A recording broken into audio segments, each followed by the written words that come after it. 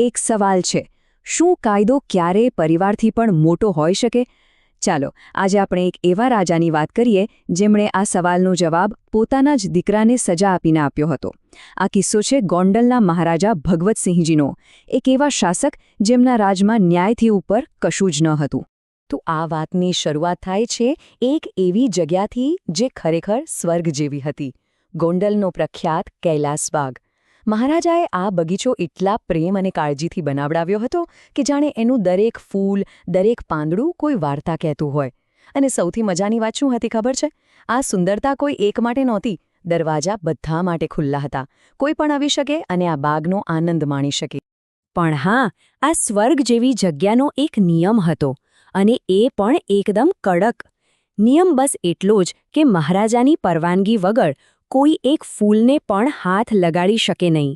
બસ આ નિયમ કોઈના માટે પણ નહોતો બદલાતો.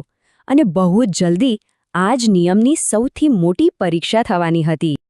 અને જુઓ, એ પરીક્ષા લેવા માટે બગીચામાં કોણે પ્રવેશ કર્યો? ખુદ મહારાજાના દીકરા યુવરાજ નટવરસિંહે.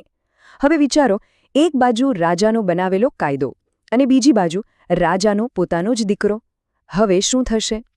તો થયું એવું કે બગીચામાં ફરતા ફરતા રાજકુમારની નજર એક ખૂબ જ સુંદર ચંપાના ફૂલ પર પડી.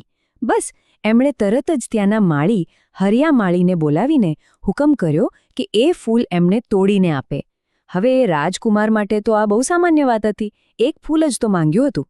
પણ હરિયા માટે એના જીવનની સૌથી મોટી પરીક્ષાની ઘડી આવી ગઈ હતી. અને ત્યારે એ સામાન્ય લાગતા માળીએ જે જવાબ આપ્યો ને, એ ઇતિહાસમાં લખાઈ ગયો.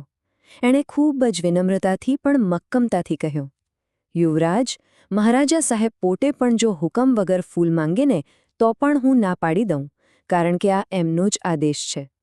જરા વિચારો એ સામાન્ય માણસની હિંમત, જેણે રાજકુમારની સામે રાજાના જ કાયદાને પકડી રાખ્યો.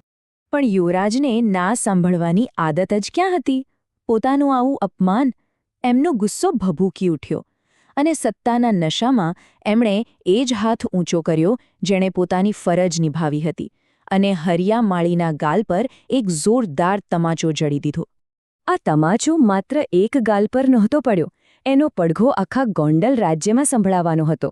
વાત ઉડતી ઉડતી મહારાજા ભગવતસિંહજી સુધી પહોંચી ગઈ, અને તેમણે તરત જ હુકમ છોડ્યો, યુવરાજ નટવરસિંહ અને માળી હરિયા બંનેને રાજદરબારમાં હાજર કરો. આખા રાજદરબારમાં સન્નાટો છવાઈ ગયો હતો.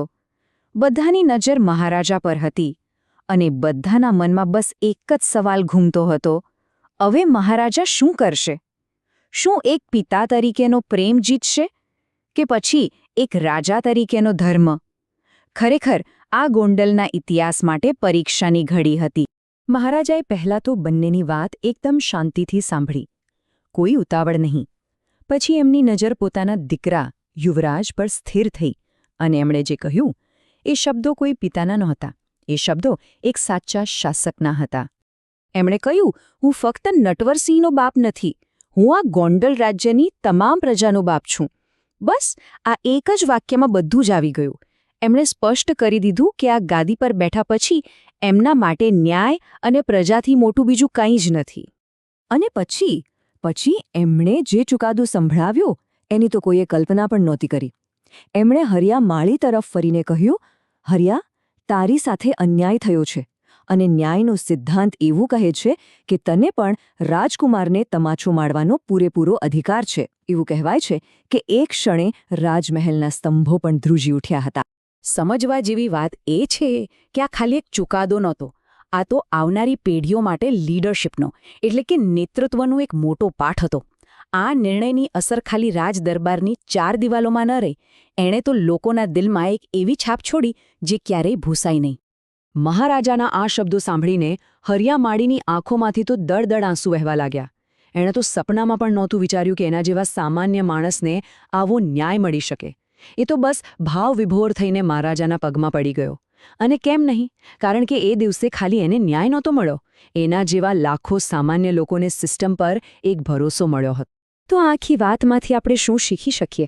પહેલી વાત કે સાચી તાકાત સત્તામાં નહીં પણ સિદ્ધાંતોમાં હોય છે. બીજી કે એક શાસક માટે એનો રાજધર્મ એના પરિવારથી પણ મોટો છે, એનો ન્યાય બધા માટે એક સરખો હોવો જોઈએ અને સૌથી અગત્યની વાત કે સાચી લીડરશિપનો પાયો જ ઈમાનદારી અને નિષ્ઠા છે. અને આ કિસ્સો આપણને ફરી પાછા એ જ સવાલ પર લાવીને ઊભા કરી દે છે જ્યાંથી આપણે વાત શરૂ કરી હતી કે ક્યાં ગયા એ લોકો? ક્યાં છે આજે એવા શાસકો, એવા નેતાઓ જેમના માટે ન્યાય પોતાના સગા સંબંધીઓથી પણ ઉપર હોય? આ સવાલનો જવાબ કદાચ આપણે બધાએ સાથે મળીને શોધવાનો છે.